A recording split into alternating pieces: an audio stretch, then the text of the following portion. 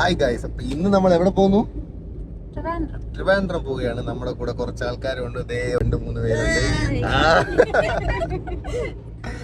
ഇതാണ് എന്റെ കസിൻ, അവരുടെ ഫാമിലിയാണത്. Okay, so let's go. ഹൈവേയുടെ അവസ്ഥയെക്കുറിച്ച് പിന്നെ പ്രത്യേകിച്ച് പറയണ്ടല്ലോ. പണി നടക്കുന്നതുകൊണ്ട് വളരെ പരിതാപകരമാണ്. ദേ ഇങ്ങനെയൊക്കെയാണ് ഒരു സൈൻ ബോർഡ് വെച്ചിരിക്കുന്നത്. രാത്രി പോകുന്നവർക്ക് അറിയാം അതിൻ്റെ ഏറ്റവും വലിയ ബുദ്ധിമുട്ട്. പോകുന്ന വഴിയിലാ നല്ല കിഡിലും ഒരു കാഴ്ചയുണ്ട്, ഒരു ലംബോർഗിനി. നമ്മുടെ ഈ റോട്ടിൽ ഇയാൾ ഇത് എങ്ങനെ ഓടിച്ചുകൊണ്ട് പോകുന്നു യാതൊരു പിടിയുമില്ല. അങ്ങനെ നമ്മുടെ ശ്രീകാര്യം എത്തിയപ്പോൾ നന്ദുവിന് സ്റ്റേഡിയം കാണിക്കാൻ വേണ്ടി ഞങ്ങൾ അങ്ങോട്ട് വന്ന് കയറി. അപ്പോൾ ആദ്യം എന്താ പരിപാടി, നമ്മൾ ഫുഡ് കഴിക്കാൻ എത്തിയിരിക്കുകയാണ്. ദാണ്ടെ നമ്മുടെ ദിണ്ടിഗൽ തലപ്പാക്കട്ട് ബിരിയാണിയിലാണ് നമ്മൾ സ്റ്റോപ്പ് ചെയ്തിരിക്കുന്നത്. ആരങ്ങണായിരുന്നു നമ്മുടെ ആദ്യത്തെ ഡെസ്റ്റിനേഷൻ, പക്ഷേ തിരക്ക് കാരണം നമ്മളിതാ ഇവിടെ എത്തി. ഫുഡൊക്കെ ഓർഡർ ചെയ്തിട്ട് വെയിറ്റ് ചെയ്തിരിക്കുകയാണ്. ഇവിടെ ദിണ്ടിഗൽ ചിക്കൻ ബിരിയാണി സ്പെഷ്യൽ. ഒരാളിവിടെ ചിക്കൻ 65 ബിരിയാണിയാണ് പറഞ്ഞിരിക്കുന്നത്. അങ്ങനെ ബോറടിച്ചിരുന്നപ്പോൾ വേറെ എന്തെങ്കിലും സ്പെഷ്യൽ ഐറ്റം ഉണ്ടാകുന്ന നോക്കി നമ്മൾ ചിക്കൻ കറണ്ടി എന്ന് പറഞ്ഞാൽ എഗ്ഗിൻ്റെ ഒരു ഐറ്റം കൂടി ഓർഡർ ചെയ്തു. അപ്പോഴേക്കും എന്താ പ്ലേറ്റ് വന്നു, ഇല വന്നു, പിന്നെ ബിരിയാണിയും വന്നു. എല്ലാവരും ചിക്കൻ ബിരിയാണി തന്നെയായിരുന്നു പറഞ്ഞത്. നന്ദു മാത്രം ചിക്കൻ 65 ബിരിയാണി. മട്ടൻ ബിരിയാണി ആയിരുന്നു അവരുടെ സ്പെഷ്യൽ ഐറ്റം, പക്ഷേ എനിക്കപ്പോൾ ചിക്കൻ കഴിക്കാനാണ് തോന്നിയത്. അങ്ങനെ ഇതാ ബിരിയാണിയൊക്കെ തട്ടിയിട്ട് നമ്മളിതാ ടേസ്റ്റ് ചെയ്ത് നോക്കിയാണ്. സത്യം പറയാലോ, നല്ല കിട്ടിലും ടേസ്റ്റ് ആയിരുന്നു. ഒരു വെറൈറ്റി ഫീലാണ്. നമ്മുടെ ഇവിടുത്തെ നോർമൽ ബിരിയാണീസ് കഴിച്ചിട്ട് ഈ ഒരു തമിഴ്നാടൻ സ്റ്റൈലാണെന്ന് തോന്നുന്നത്.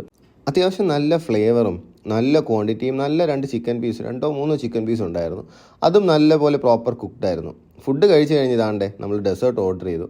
നന്ദു ബ്രൗണി വിത്ത് ഐസ്ക്രീം ആയിരുന്നു ഓർഡർ ചെയ്തത്. അത് ആദ്യം വന്നു. പപ്പു ആണെങ്കിൽ അത് നോക്കിയിരിക്കുകയാണ്, എൻ്റെ ഐസ്ക്രീം എപ്പോൾ വരുമെന്നും പറഞ്ഞുകൊണ്ട്. അങ്ങനെ കുറച്ച് കഴിഞ്ഞപ്പോൾ നമ്മുടെ ഐസ്ക്രീമും വന്നു.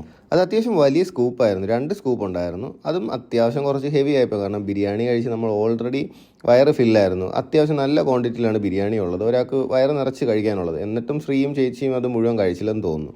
അങ്ങനെ പുറത്തിറങ്ങിയതാണ്ട് അവർ കുറച്ച് ഫോട്ടോ സെഷൻസ് ആയിട്ട് നിന്നു. ആദ്യം ചേച്ചിയും ചേട്ടനും കൂടെ ഒന്ന് ഫോട്ടോ എടുത്തു. ഉടനെ പപ്പുവിനും അവിടെ ഒന്ന് ഫോട്ടോ എടുക്കണമെന്ന് പറഞ്ഞ് ബഹളം വെച്ചാണ് തിരിച്ചു പോയത്.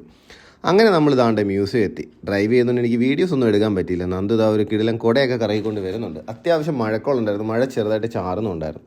അങ്ങനെ ഞങ്ങൾ ടിക്കറ്റും എടുത്ത് നേരെ സൂവിനകത്തേക്ക് കയറി. ആദ്യം അവിടെ കയറുമ്പോഴേ നമ്മുടെ ബാഗൊക്കെ ചെക്ക് ചെയ്യും, എന്തെങ്കിലും പ്ലാസ്റ്റിക് ഐറ്റംസ് ഒക്കെ ഉണ്ടോ എന്ന് നോക്കും. പിന്നെ നമ്മുടെ മെയിൻ ആൾക്കാരൊക്കെ വന്നു തുടങ്ങി. ആദ്യം ഒരു കുരങ്ങനായിരുന്നു. ഉച്ച സമയമായതുകൊണ്ട് എല്ലാവരും നല്ല ഉറക്കവും. ചിലർക്ക് ഈ ഫുഡ് കിട്ടുന്ന ടൈം ആയതുകൊണ്ട് അവരെല്ലാം കൂട്ടിന് ആ ഫുഡ് കിട്ടുന്ന അടുത്ത് പോയി നിന്നു. അങ്ങനെ ചിലരെ ഒന്നും അങ്ങനെ കാണാൻ പറ്റിയില്ല. ഇവിടെ നല്ല വൈറ്റ് എമോ ഓസ്ട്രിച്ച് കണക്ക് ഒരു സാധനം. ഇതിനെ ആദ്യം കണ്ടപ്പോൾ ഞാൻ ഈഗിളായിട്ടാണ് കരുതിയത്, പക്ഷേ അത് ഔളായിരുന്നു. ഇവിടെയൊക്കെ ആൾക്കാരുണ്ട്, പക്ഷേ ആ മുകളിലത്തെ സ്ലാബിൻ്റെ മണ്ടേ കയറിയിരിക്കുകയാണ് എല്ലാവരും. എന്തിനാണ് അവിടെ കയറിയിരിക്കുന്ന ഒരു പിടിയില്ല. ഇനി വരുന്നവരെ ഒന്നും കാണാൻ ഇഷ്ടപ്പെടാൻ ബോറടിച്ച് അവിടെ കയറി ഇരിക്കുകയാണോ എന്തോ. എല്ലായിടത്തും അത് തന്നെ അവസ്ഥ. നമ്മൾ ചുമ്മാ അതുവഴി നടന്നു പോകുന്നൊരു പ്രതീതിയായിരുന്നു. ഇതിപ്പോൾ സൂയിൽ വന്നിട്ട് യാതൊന്നിനെയും കാണാതെ പുറത്തു പോകേണ്ടെന്നൊരു ഫീലായിരുന്നു ആദ്യമേ കിട്ടിയത്. അങ്ങനെ ഒരു നെഗറ്റീവ് വൈബ് അടിച്ചിരിക്കുമ്പോഴാണ് ഒരാൾ എന്തൊക്കെയോ എടുത്തിട്ട് കൊത്തി പറിക്കുന്നു. അത് കാണാൻ നല്ല കിടിലമായിട്ടുണ്ടായിരുന്നു. നല്ല ടെറർ ലുക്കിലായിരുന്നു ആശാനിരുന്ന് ഓരോന്ന് ചെയ്യുന്നത്. അത് കഴിഞ്ഞതാണ്ട് അതിൻ്റെ നേരെ ഓപ്പോസിറ്റ് സൈഡിലായിട്ട് കുറച്ച് തത്തകൾ, വിവിധ കളറിലും ഇനത്തിലും പെട്ട വെറൈറ്റി തത്ത. ഇതാണ് എനിക്ക് ഏറ്റവും ഇഷ്ടപ്പെട്ട തത്ത. അതിൻ്റെ ആ ഡിഫറെൻറ്റ് ഷെയ്ഡ്സ് വരുന്ന കളർ കാണാൻ ഭയങ്കര ഇഷ്ടമാണ് എനിക്ക്. അങ്ങനെ അതുപോലത്തെ വേറൊരെണ്ണമാണിത്. അതിങ്ങനെ അവിടെ കറങ്ങി നടന്നു. അങ്ങനെ ഇവിടെ വന്ന ഒരു ഔളാണത്. നിങ്ങൾക്ക് സൂക്ഷിച്ച് നോക്കിയാൽ ഗ്രില്ലിൻ്റെ ഇടയിൽ കൂടി ഒരു വെള്ള കളർ കാണാൻ പറ്റും. ക്ലിയർ അല്ല ഇതിനകത്ത്, എന്നാലും ഞാൻ പറ്റുന്ന പോലെ എടുത്തിട്ടുണ്ട്. ഇതൊരു ഗ്ലാസ്സിനകത്ത് വലിയ ഒരു കേജിനകത്ത് കുറേ കിളികളാണ്. അത്യാവശ്യം നല്ല ഹെവി സൈസ് കിളികളാണ്. അത് കഴിഞ്ഞ് ഇതൊരു ഭയങ്കര വലിയ കൂടാണ്. ഇവിടെ ഫുള്ള് ബേർഡ്സാണ്. അത്യാവശ്യം നല്ല വലിപ്പം വരുന്ന ബേർഡ്സാണ് ഇവിടെ എല്ലാം. ഇതിൻ്റെയൊക്കെ പേര് പറയാൻ എനിക്കറിയില്ല, അവിടെ എഴുതി വെച്ചിട്ടുണ്ട്, പക്ഷേ അതെടുക്കാൻ എനിക്ക് പറ്റിയില്ല. അത് കഴിഞ്ഞ് ഇങ്ങോട്ട് വരുമ്പോൾ ഇതൊരു നീർനായയുടെ സെക്ഷനാണ്. പുള്ളിക്കാരൻ വെള്ളത്തിൻ്റെ അടിയിൽ കിടന്ന് തകർത്ത് അങ്ങോട്ടും ഇങ്ങോട്ടും പോകുന്നുണ്ട്. പൊങ്ങി വരാൻ ഒരു ചാൻസും ഇല്ലാഞ്ഞുകൊണ്ട് അതും എനിക്ക് കിട്ടിയില്ല. പിന്നെ നമ്മൾ ഇരിക്കുന്ന ഒരു സൈഡിൻ്റെ അടുത്തുള്ള മീനാണ്. അത്യാവശ്യം വളരെ നല്ലത്. ഇവനാണ് ഇവിടെ വന്നിട്ട് ആകെ കണ്ട ഏക ഐറ്റം. അത്യാവശ്യം നല്ലൊരു കരടിക്കുട്ടൻ. നമ്മൾ കഴിഞ്ഞ വട്ടം വന്നപ്പോഴത്തേക്ക് അത്യാവശ്യം 2-3 എണ്ണം ഉണ്ടായിരുന്നു. എന്നാൽ ഇത്തവണ ഒരുത്തനെ കാണാൻ പറ്റുള്ളൂ. അത് കഴിഞ്ഞ് അവിടാണ് നമ്മുടെ സിംഹം കിടക്കുന്നത്. എപ്പോൾ വന്നാലും ആശാൻ ഈ ഉറക്കം തന്നെ. അങ്ങനെ നമ്മുടെ മൃഗങ്ങൾക്കുള്ള ഫുഡ് കൊണ്ടുവന്നു. നമ്മൾ ആദ്യം കാണുന്നത് ഹിപ്പോപ്പൊട്ടാമസിന് ഫുഡ് കൊടുക്കുന്നതാണ്. നമ്മൾ ആദ്യം നോക്കുമ്പോൾ അവിടെ ആരും ഇല്ല, പക്ഷേ ആ ഫുഡ് വരുന്നതിനനുസരിച്ച് ഓരോരുത്തരായിട്ട് വരിയായിട്ട് ഇങ്ങോട്ട് വരും. അങ്ങനെ ആദ്യം ഒരു യമണ്ടൻ ഹിപ്പോപ്പൊട്ടാമസ് വന്നത് ഫുഡ് കഴിക്കുന്ന സെറ്റപ്പാണ്. അത് കഴിഞ്ഞ് ഒരു കുഞ്ഞനൊരു അതിഥി അതിൻ്റെ പുറകെ കൂടെ വന്ന് അവിടെ കഴിക്കുന്നുണ്ട്. അതിൻ്റെ ഇടയ്ക്കൂടെ ഒരു കൊക്ക് വന്ന് അവിടുന്ന് കട്ട് തിന്നാനുള്ള ശ്രമം വന്നു. അങ്ങനെ ഞങ്ങൾ അവിടുന്ന് നേരെ നടന്നു നീങ്ങി. അത് കഴിഞ്ഞ് വരുന്ന കുറേ മാൻ്റെയൊക്കെ സെക്ഷനാണ്. ഇതിൻ്റെ ഒരു മ്ലാവ് ടൈപ്പാണ് ഇതിനെ കണ്ടിട്ട് തോന്നുന്നത്. പേരൊന്നും അവിടെ ഇല്ലായിരുന്നു. അത് കുറച്ചപ്പുറത്ത് ഇഷ്ടം പോലെ അതിൻ്റെ കൂട്ടങ്ങളുണ്ട്. അത് കഴിഞ്ഞ് ഒരു ബൈസൺ അങ്ങ് ദൂരെ നിൽപ്പുണ്ട്. അത് കഴിഞ്ഞ് ഇത് എമു ആയിരുന്നു. ഒരു വെള്ള കളറിൽ എമു നമുക്കിങ്ങനെ പോസ് ചെയ്ത് അവിടെ നിൽപ്പുണ്ടായിരുന്നു. അത് കഴിഞ്ഞ് വീണ്ടും കുറേ മാൻകുഞ്ഞുങ്ങൾ. പിന്നെ ഇതാണ് ലെപ്പേർഡ് സെക്ഷൻ. പക്ഷേ ലെപ്പേർഡ് സെക്ഷൻ്റെ അപ്പുറത്ത് ഇവിടെ ടൈഗറിൻ്റെ ഒരു സെക്ഷൻ ഉണ്ട്. ഈ കിടക്കുന്ന ഒരു ലയണസ് ആണ്. ഇവിടെ അത്യാവശ്യം നല്ല രീതിയിൽ കഴിഞ്ഞ വട്ടം വന്നപ്പോൾ ഈ കേജിലെല്ലാം മൃഗങ്ങളുണ്ടായിരുന്നു. അത് ടൈഗേഴ്സ് ആയിരുന്നു, പല ഇതം വെറൈറ്റി സൈസിലൊക്കെ. പക്ഷേ ഇത്തവണ വളരെ ശോകമായിരുന്നു. ആകെ 1-2 കേജിൽ മാത്രമേ ആളുള്ളൂ. അങ്ങനെ അത് കഴിഞ്ഞ് ഇത് ഒരു പുതിയതായിട്ടുള്ള ഐറ്റമായിട്ടാണ് ഞാൻ കാണുന്നത്, നമ്മുടെ കുറുക്കൻ. ഇതിനെ പണ്ട് ഞാൻ വന്നപ്പോൾ കണ്ടിട്ടില്ല. അത് കഴിഞ്ഞ് നമ്മുടെ എമു. അത് കഴിഞ്ഞ് നമ്മൾ റെപ്റ്റൈൽസിൻ്റെ സെക്ഷനിലേക്കാണ് പോകുന്നത്, നമ്മുടെ പാമ്പ്. ചിലർക്ക് ഇതിനെ കാണുമ്പോൾ ഇങ്ങനെ ദേഹം പെറം പെരുകുന്നൊക്കെ പറയുന്നേക്കാം. പക്ഷേ എനിക്കങ്ങനെയൊന്നുമില്ല. ആദ്യം തന്നെ നല്ല മുഴുത്തൊരു ഐറ്റം വരുന്നത് വെള്ളത്തിൽ കിടക്കുന്ന കാണാം. കുറച്ചുകൂടെ നല്ലപോലെ കാണാൻ പറ്റുന്ന രീതിയിൽ ഞാൻ എങ്ങനെയൊക്കെയോ എടുത്തിട്ടുണ്ട്.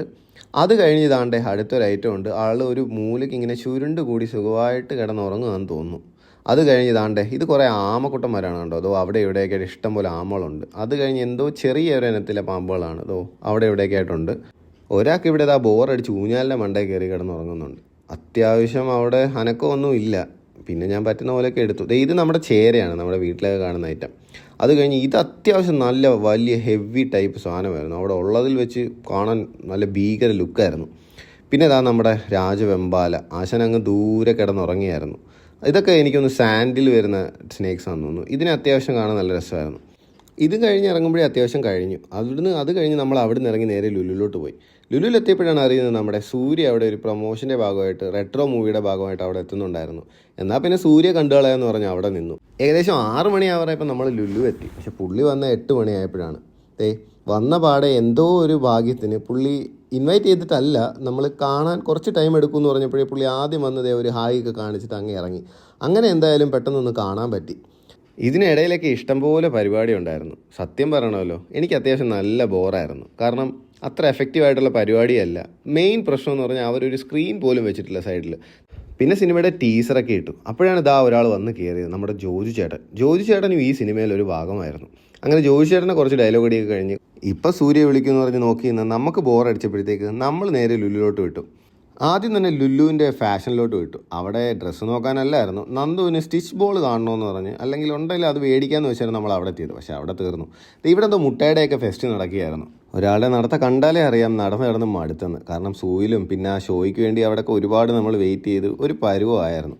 പപ്പു നല്ല ആക്റ്റീവായിട്ട് ജില്ലായിട്ട് കറങ്ങാൻ വന്നതിൻ്റെ ത്രില്ലിൽ ഇങ്ങനെ ഇരിക്കുകയാണ്. ആൾക്കാരെയൊക്കെ കണ്ട് ലുലുവിലൊക്കെ പോകാൻ ഭയങ്കര ഇഷ്ടമാണ്. നമ്മുടെ വീട്ടിൻ്റെ അടുത്തുള്ള ലുലു ഡെയിലിയിലൊക്കെ വരാൻ ഭയങ്കര ഇഷ്ടമാണ് പപ്പുവിന്. നന്ദു ഉടനെ പ്ലേ സ്റ്റോണിലോട്ട് ഓടിച്ചെന്ന് ഗെയിം കളിക്കാൻ തുടങ്ങി. പ്ലേ സ്റ്റോൺ കണ്ടാൽ പിന്നെ നന്ദുവിന് കാർ റേസിങ്ങും ബൈക്ക് റേസിങ്ങും എല്ലാം കളിച്ചില്ലെങ്കിൽ പിന്നെ ഭയങ്കര പ്രശ്നമാണ്. അങ്ങനെ അവിടെ കയറിയതേ ഒരു കാർ റേസിങ് തുടങ്ങി. അത്യാവശ്യം നല്ല എൻ്റർടൈൻമെൻറ്റൊക്കെയാണ് പിള്ളേരൊക്കെ ആയിട്ട് പോകുമ്പോഴത്തേക്ക്. പക്ഷേ പൈസ പോകുന്ന വഴി അറിയില്ല. അങ്ങനെ താഴെ നേരെ മുകളിലത്തെ ക്രിക്കറ്റ് നെറ്റ്സിലോട്ട് പോയി. ഒരു 3 ഓവറിന് 200 രൂപയാണ് റേറ്റ് വരുന്നത്. അത്യാവശ്യം നല്ല മെഷീനാണെന്ന് തോന്നുന്നു യൂസ് ചെയ്യുന്നത്. കാരണം നമ്മുടെ സ്പീഡിനനുസരിച്ച് അവർ ജഡ്ജ് ചെയ്ത് റൺസൊക്കെ പറയുന്നുണ്ട്. അങ്ങനെ നന്ദു അവിടെ നിന്ന് നല്ല രീതിയിൽ ക്രിക്കറ്റൊക്കെ കളിച്ച്, ആൾക്ക് നല്ല ഇഷ്ടമാണ് ക്രിക്കറ്റ് കളിക്കാനൊക്കെ. ഇവിടെയൊക്കെ വരുമ്പോഴും നാട്ടിൽ വരുമ്പോഴും എപ്പോഴും ക്രിക്കറ്റ് കളിക്കണമെന്ന് പറഞ്ഞ് ബാറ്റ് ബോളും ഒക്കെ എടുത്തുകൊണ്ട് വരാറുണ്ട്. അങ്ങനെ അത് കഴിഞ്ഞതാണ്ട് ബൈക്ക് റേസിങ് കളിക്കണമെന്ന് പറഞ്ഞ് ബൈക്കിൽ ചാടി കയറി. അങ്ങനെ നന്ദു ആ ഫോട്ടോ എടുക്കുന്നുണ്ടിരുന്നപ്പോൾ ഒരാൾ ഇടയ്ക്കൂടെ ഒന്ന് തലയിടുന്നുണ്ട്. അങ്ങനെ ബൈക്ക് റേസിംഗ് ഒക്കെ കഴിഞ്ഞ് നന്ദു ഇങ്ങനെ നിൽക്കുമ്പോൾ പപ്പുനും കളിക്കണമെന്ന് പറഞ്ഞ് പപ്പുന് പറ്റിയ ഒരു സാധനത്തിൽ ഇതായി ഇങ്ങനെ പിടിച്ച് കളിപ്പിച്ചു. അതെന്തോ ഇങ്ങനെ നമുക്ക് ടിക്കറ്റ്സ് വന്ന് അത് നമുക്ക് റെഡീം ചെയ്യാനായിട്ടുള്ള ഗെയിമായിരുന്നു. അങ്ങനെ അതും പപ്പു ഇങ്ങനെ നോക്കിക്കൊണ്ട് നിൽക്കുകയാണ്, എന്താണ് ഇവിടെ നടക്കുന്നതെന്ന്. പപ്പുനൊന്നും മനസ്സിലാവുന്നില്ല, എന്തൊക്കെയോ ചെയ്യുന്നു, എന്തൊക്കെയോ സാധനങ്ങളൊക്കെ ഇറങ്ങി വരുന്നു. ഇതൊരു മ്യൂസിക്കൽ സ്റ്റെപ്പാണ്. നമ്മളിത് ഇങ്ങനെ നടന്നിറങ്ങുമ്പോൾ അതിനകത്ത് നിന്ന് ഓരോ ട്യൂൺ കേൾക്കും, നല്ല രസമാണ്. അങ്ങനെ അതും കഴിഞ്ഞ് ഞങ്ങളിതേ ഫുഡൊക്കെ കഴിച്ച് നേരെ ഇറങ്ങി വീട്ടിലോട്ട് പോയി. അപ്പോൾ ഇനി അടുത്ത വീഡിയോയിൽ കാണാം. Bye bye.